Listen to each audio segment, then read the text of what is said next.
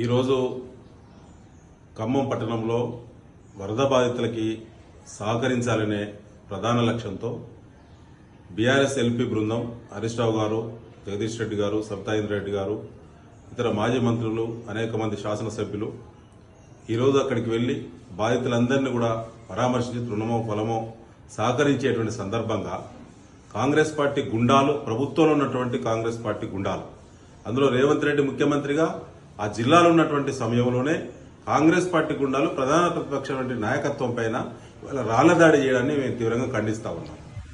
ఇలా ఉద్యమ నేపథ్యం గల ఉద్యమ స్వభావంతో ప్రత్యేక రాష్ట్ర ఉద్యమానికి అనేక త్యాగాలకు వెరవకుండా కేసీఆర్ గారి నాయకత్వంలో లక్షలాది మంది సైనికులు ఈ రాష్ట్రంలో తయారై ఉన్నారు. అది తెలుసుకో రేవంత్ రెడ్డి.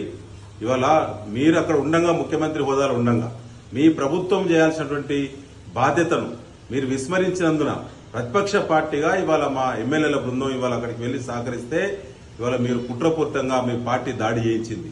ఖమ్మంలో ఉన్నటువంటి మీ ముగ్గురు మంత్రులు దీనికి బాధ్యత వహించాలి, మీరు బాధ్యత వహించాలి.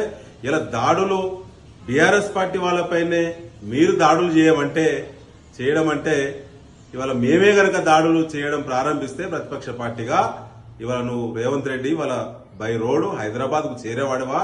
ఒకసారి ఆత్మవిమర్శ చేసుకోవాలి. ఇవాళ అధికార పార్టీ ఎమ్మెల్యేలు, అధికార పార్టీ చెందినటువంటి మంత్రులారా తస్మాత్ జాగ్రత్త.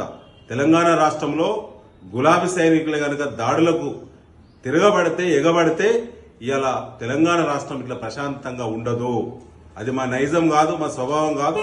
ఇవాళ రాష్ట్రం తెచ్చుకున్న లక్ష్యాలు, రాష్ట్ర సాధన స్వభావాలు ఏవైతున్నాయో అవి పరిపూర్ణత సాధించాలని ఓపిక పడుతున్నాం తప్ప మీలాంటి లుచ్చా చిల్లర గుండా రాజకీయాలు చేయదలుచుకుంటే మీరు తెలంగాణ రాష్ట్రంలో మీరు పాలన చేయలేరని